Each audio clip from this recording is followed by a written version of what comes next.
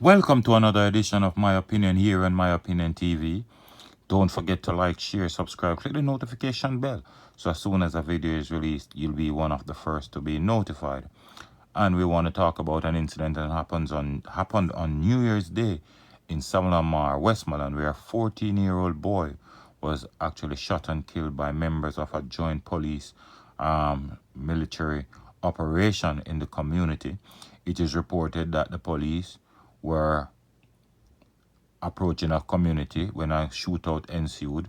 At the end of the shootings, Bryson, Yahimebi Bryson, was found suffering from gunshot wounds. They say he's 14 years old. He was transported to the hospital by members of the community and later succumbed to his injuries. But Indecom is probing the situation. According to Indecom, no firearm was reported as recovered at this scene. It is stated that the incident scene was visibly hostile and Indecom personnel assisted in de-escalating the efforts. Indecom is also processed the incident scene and the weapons of the concerned officers were collected, boxed, sealed for processing at the government laboratory. The body of the teen was also processed. His hands were swabbed for gunshot residue. Indecom says while the initial account was provided by members of the military, the police personnel declined to provide an account. The investigative oversight body says all concerned officers were served with notices to attend an interview and provide statements on January 4. Indecom is also appealing to persons in the community who might have witnessed or seen what happened to contact their Western Regional Office so they can give more information. But what is very concerning to me is this, that a 14-year-old boy was caught in the midst of all of this, whether he was a gunman or not. I am not putting anything past them because we all know is the younger generation doing a lot of the damage. But what is concerning to me is that Indecom is reported as no firearm was recovered at this scene. So, and the police declined to give a statement when the military person actually did. So that is very concerning to me. The 14-year-old parents, no matter how bad a person is, and when they lose a love, when they lose the family member, at some point, they will be grieving. And we hope that the Indecom will get to the bottom of this situation and find out what transpired into the death of a young 14-year-old Bryson. But something doesn't smell right here based on the fact that after Indecom came on the scene, they tried to collect information from the police. The information was not forthcoming.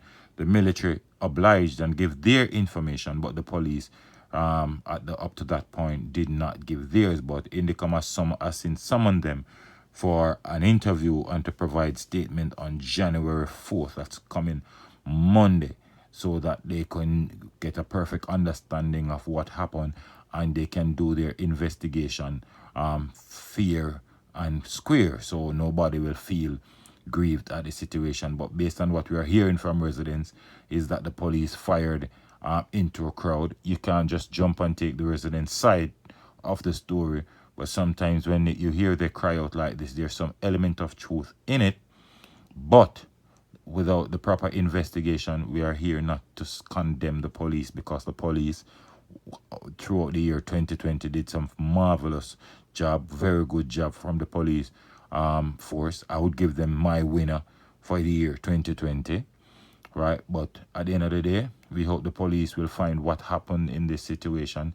The residents are up in arms at the constabulary force, and no doubt the residents believe that this person was killed innocently, and that's why they have vented their disgust and, created a very tense situation. But Indecom has since calmed the situation and is trying to get the relevant persons to come forward with information so that they can get their investigation on their way. But you can let me know what you think in the comment section. On another note, a man was fatally shot dead by a female after he attempted to steal her mobile phone and other valuables in the downtown Kingston today. It is reported that about 9:45 this morning, the woman was in the market district of the Coronation Market. We all know it as Coronation Market, when the would-be robber and his cronies arrived in the area and demanded the female hand over her phone and her valuables. Information is that the leader of the group grabbed the phone from the female and pushed her to the ground and was attempting to escape from the area when he was shot by the female, who is said to be a licensed firearm holder. This is so sweet. This story is so sweet based on what we are hearing. Reports that the other men, after hearing the explosion, they ran.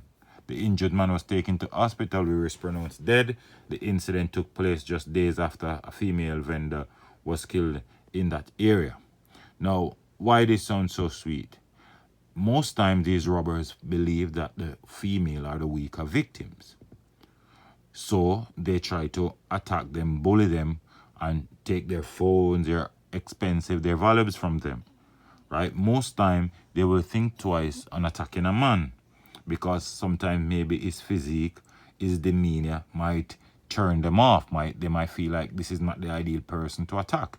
But when they look at the female, most of the time they feel like the females are prime candidates for them to attack.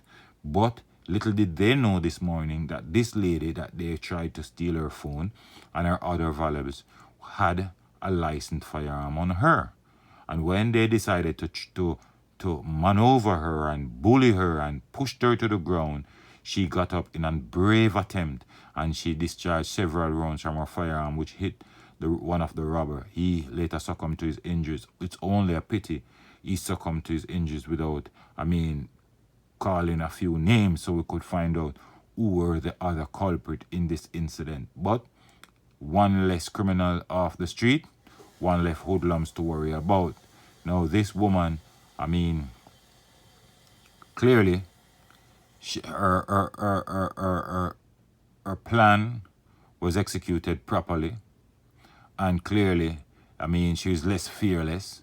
And of course, if we have more citizens in Jamaica that can get themselves a licensed firearm, I bet you that the crime rate will go down, and a lot of these petty thieves will think twice when attacking persons, because guess what?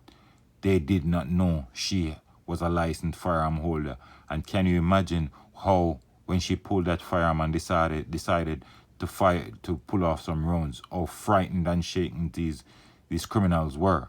But as I said, she deserves a medal.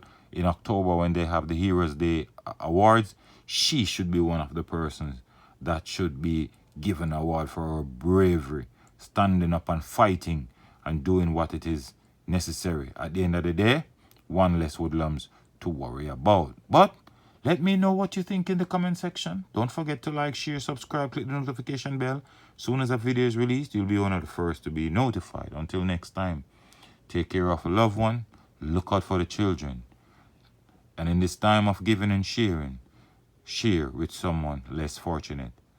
Keep it locked. Don't forget to keep it locked on My Opinion TV.